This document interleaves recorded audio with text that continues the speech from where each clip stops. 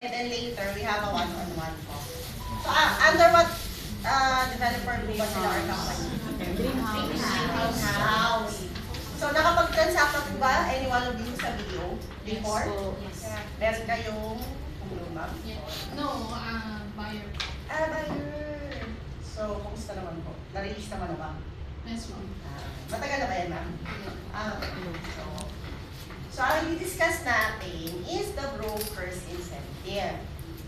So, syempre naman gusto natin. Kaya nga tayo nandito para sa incentive. So, sa pera. Extra income. So, why choose BDO? The number one po, ang loan amount namin, especially when it comes to the mega world po, is up to 90% of the appraised value. Or if accredited developer naman siya, 80 to 90% ang pwede natin sa price. So, for example, ang total contract price is just 10 million. So, 90% of it pwede natin i-loan kay BDO or i-apply po. Kung ang balance si client is 90%, pwede natin yung i-apply. Kung less than 90%, for example, like 85%, pwede naman natin i-apply yung bank fees on the loan. So, isang, namin yung program. Then, flexible payment option, and the maximum loan term po namin is 25 years, but not to exceed 7 years old upon loan maturity si borrower. So, kung 60 years old si client, pwede pa siya, meron pa siyang 10 years na para mag-loan kay BDO. So, basta not to exceed 70 upon loan maturity.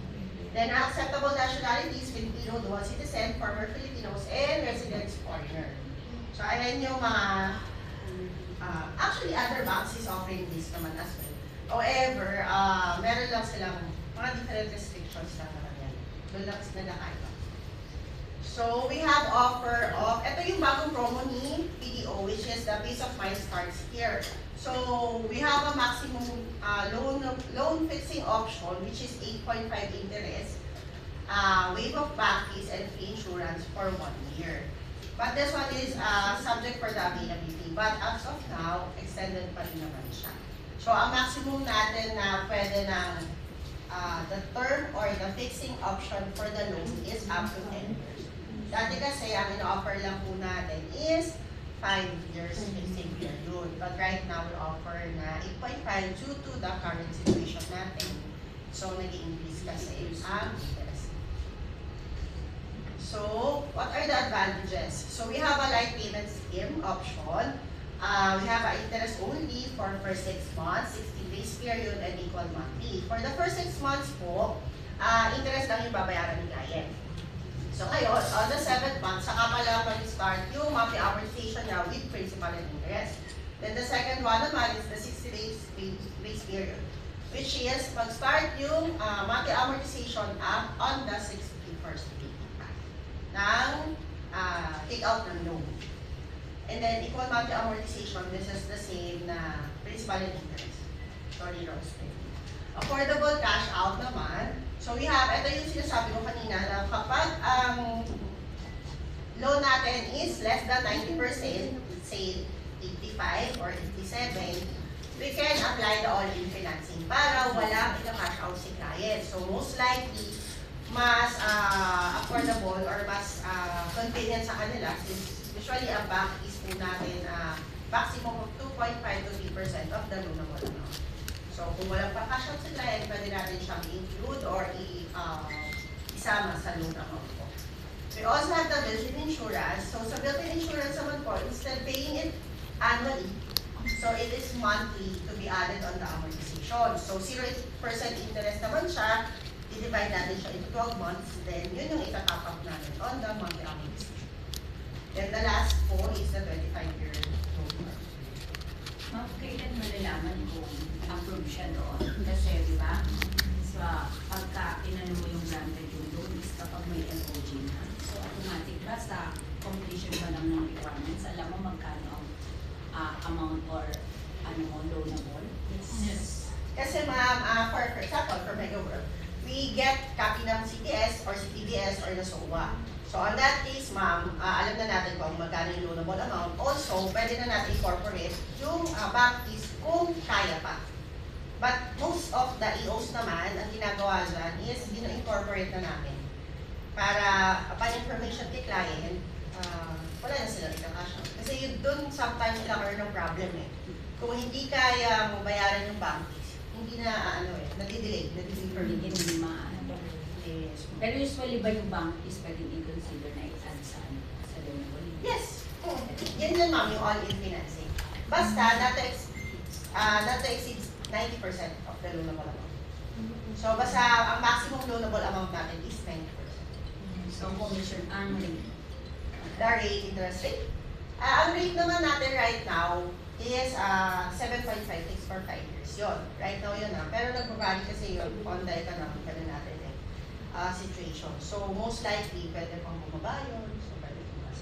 Kaya we offer din yung 10 years fixed kasi nga, since variable kami ng interest. So, sometimes.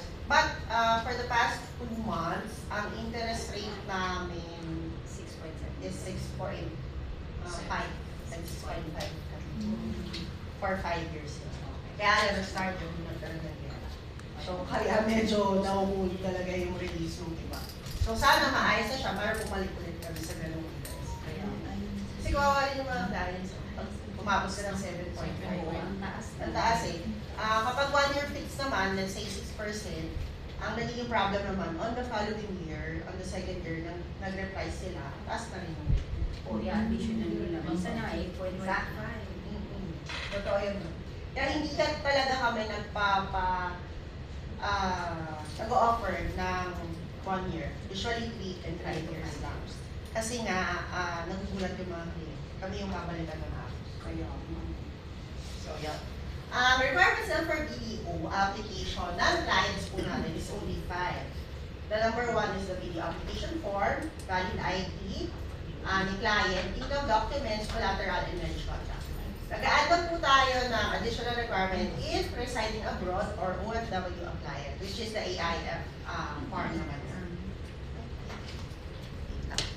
Okay lang po magpapaikot kami ng attendance sheet para mabigyan namin kayo ng accreditation form po. So since hindi kayo accredited ng BDO, dito kasi siya. pwede ba credit? Pwede naman kami apply natin na Hindi. Once an accredited broker po kasi, actually di-discuss ko later, pero unahin ko lang. You'll receive an incentive of 1% tax. So since accredited kayo kay developer, hindi naman namin accredited si developer. So pwede kayo as individual ang mag-package. So the incentive will be directly to you. So hindi siya dadaan kay dev, directly sa individual siya. So kung, tapos, sila lang ha. Wala naman siguro. Wala din.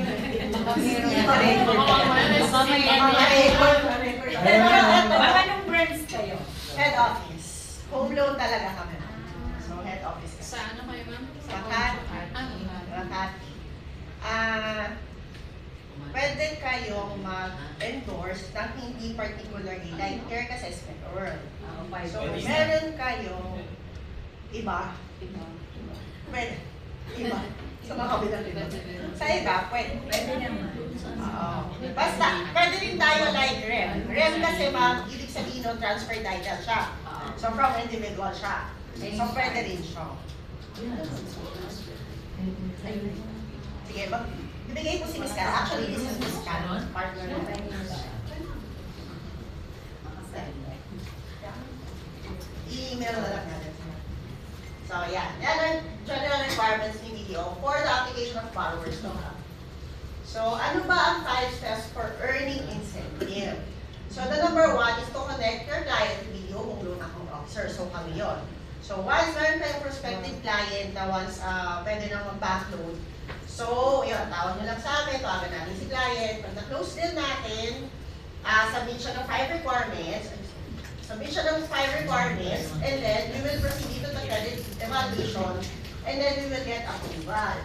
So, once na-approve yung account po, magsasign na si client ng loan documents, and then submission ng post-approval requirements.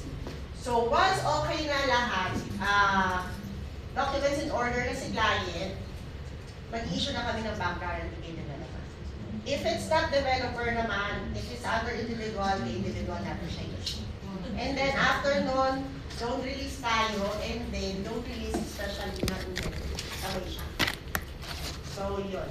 Ang para maka-retire na incentive kayo. So, sobrang 5 steps. So, that is individual na yan. This is an individual. Hindi yung dadaan sa Dito broker. dadaan sa brokerage firm. Nakapag-ano ang kaya ng 3%? Nakapag-deduct siya. Paano 3% mo? Ang bigay. Pag for BDO kasi ma'am, automatically 1% yung tax fee. Iba pa yung 3% due, kasi yung 3% due from the, developer or seller or individual na makabenta kayo. Ito is an additional incentive. Kaya di ba ako din ako binigyan na incentive? So, hindi ka lang pa-accredit pa. So, kailangan natin pa-accredit. 1% kasi is Oo nga. Actually, even in other banks, kung hindi kayo accredited seller or broker or Hindi siya agency, ilang. Siya ang credit. okay. So, kailangan magpa-accredit kayo as individual. Binenta yung ropa. Pero din kayo acquired assets ha. Pwede nyo rin ibenta yun kasi mas malaki yung incentive na makukuha nyo doon. Pag nakabenta kayo ngayon. So, Naku, wag na. 3% ba or 5%? Di ko lang sure eh. Pero dapat accredited Mahirap din kasi kasi ang acquired asset din. Kasi meron din kaming seminar ng BDO na Acquired asset sa Greenhouse. Oh. Kahit acquired asset pwede. Ay! Uy, nakaano tayo? Under Dream House. Pero under Dream House. O di Yes, mas na-credit kayo sa amin sa home loan naman. Meron. Para if ever meron kayong mabenta sa acquired assets, usually Sa sino acquired ba asset, tatlo? si ma'am, medyo edad din yun, nag-seminar sa akin. Ano yata si Ma'am Cory ata yun. Oo, yun na yun. Ayan. Pag nakabenta kasi kayo doon, pwede nyo siyang ipasok sa amin. Sa home loan na. Kasi iba yung Pero sa may acquired promise asset, kami iba sa yung Greenhouse sa... dun sa kanya. Okay lang yun.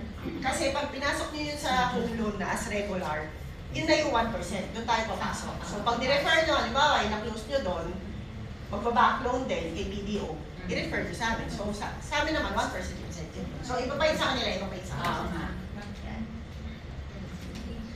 And then, ito po ang masaya sa lahat ng part. So, brokers referral incentive natin. So, for example po, nakabook tayo ng referral na 3 million. Automatically, tax free po ang incentive natin, which is 1%, 30,000. Si Ma'am Patty.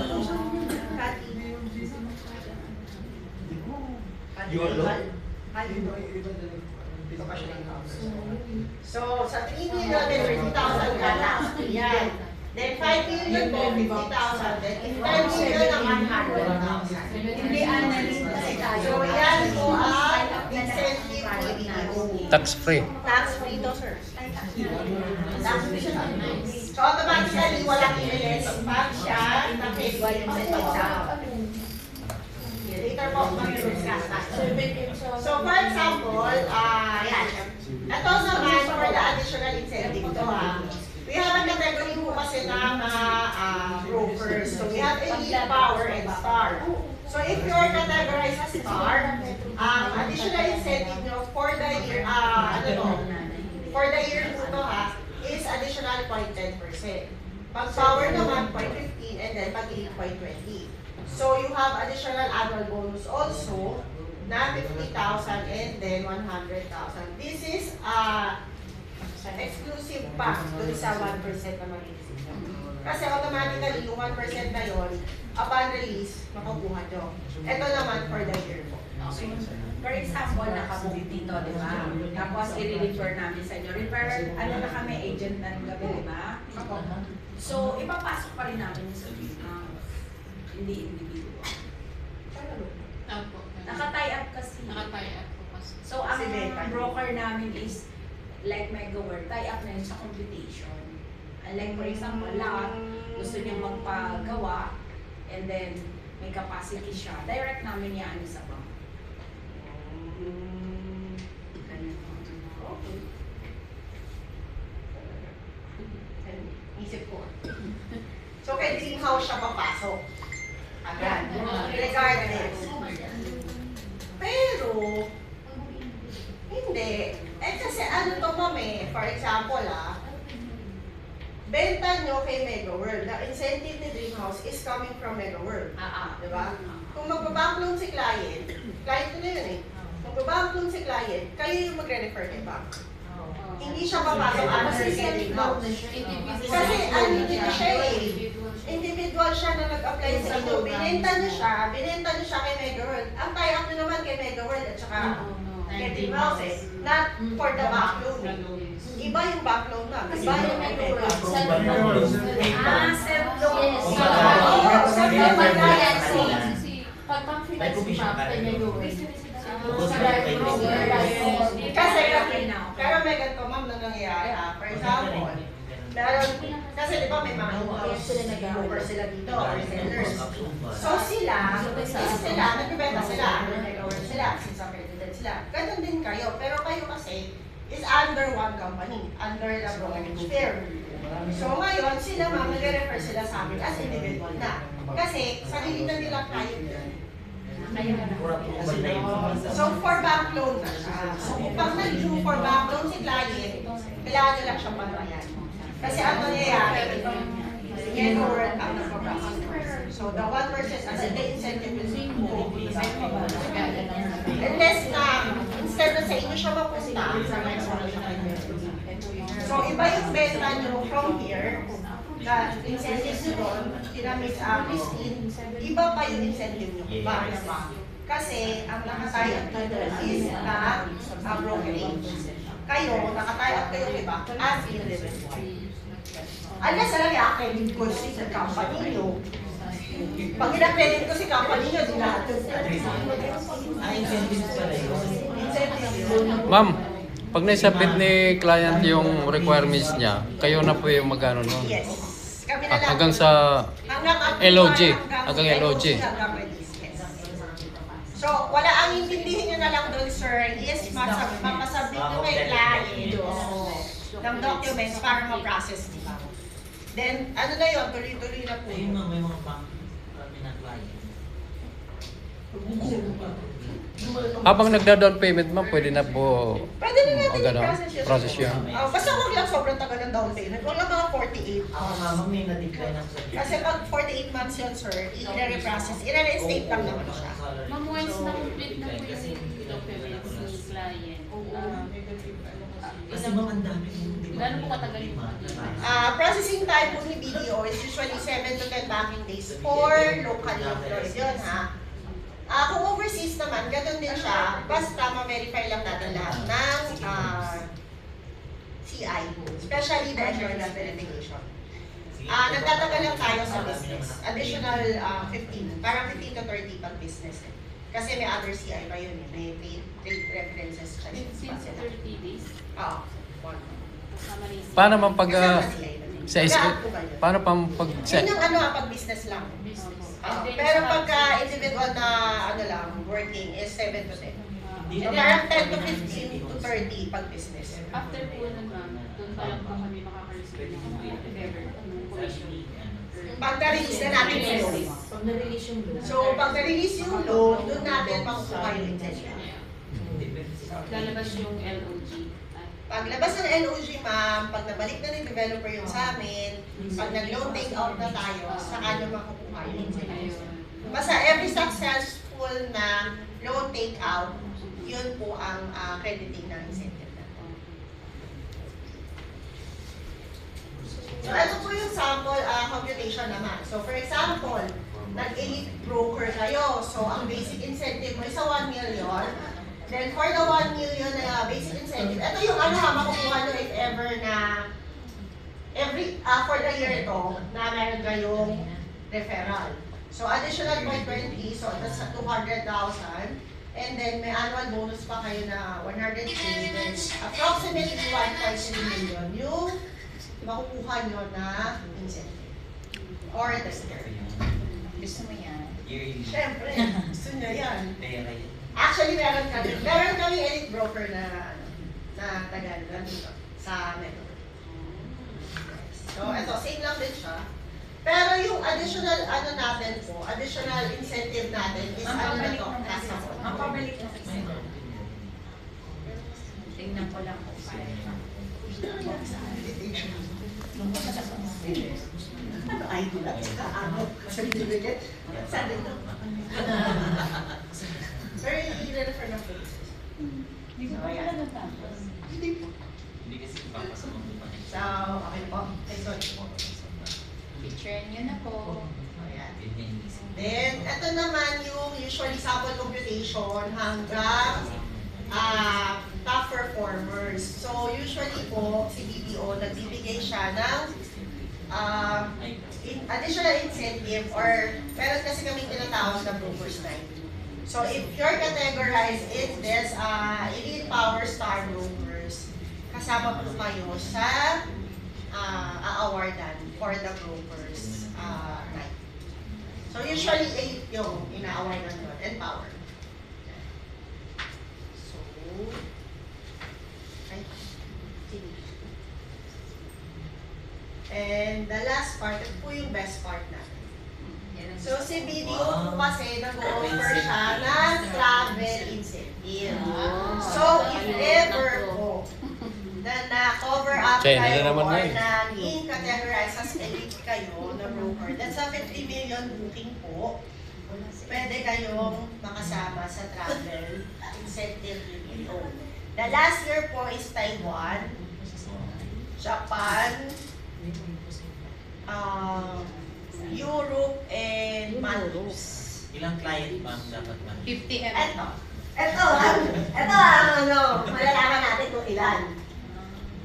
So, ang target booking natin should be 50 million to less than 400 million para sa Tokyo, Japan. See? Hindi lang yan kay Mega World. Oo, hindi lang yung kailangan. Sinasabi ko sa inyo, isang Yes. isang commercial lot at isang residential lot. Tapos, Pero sa residential yan ha, hindi kasama commercial dito. Oo, residential lot nga pala. Tsaka condo. Condo. May 2 bedrooms tayo, 20 M lang. So, isang 20 M na 2 bedroom. O, tapos. Kasama ka na kay Japan. O. Sa Japan ang target natin, hindi Japan ha. Japan. O dahil sa Japan. So ayan, 50 million to less than 400. So booking yan from January to October. So on sales ngayon, since September na next month, i-target natin for the next year. Europe? The more the pipeline, the more Europe na lang chances of winning. So ayan. Yan ang pa-travelers. Pag 400 million naman, is January to December, Europe naman siya. Next year. This one is all expense paid po ni BDO except for allowance. May budget 50 million. 50 million for Japan, then 400 million up for Europe. Actually, ito, may nakakuha dito. Wow. May nakaka-avail na. Sino yung natutulog? Hindi. Natutulog. Malakas kumenta yun. Ama 1 hour. Malakas kumenta yun. Okay na yung sa Si ano 50 yun? M. Sino nga ba yun? Yun pa, hindi. Isa lalaki. Na Under Vega. Forgot yung... Wala nang love life yan. Hindi ko lang alam, sir. Totoo lang. Hindi ko lang nag-apply. Kailangan ba yun? Pero ito kasi 50 million. Ma'am, kailangan po kasi travel for 2. Oh, Sino ba kasama niya? Diba? Sayang. Travel for 2, twins yung baby ko. Paano na yun? Hindi ka nakasama. Pass. Nabubuka na naman. Yung 50 million po from Mega World, actually, para ang naging eligible sa kanila dito ha, is, I don't know if 3 or 4 Diba? na sellers. Konti lang kasi yan. Actually, Basic. magagaling sila.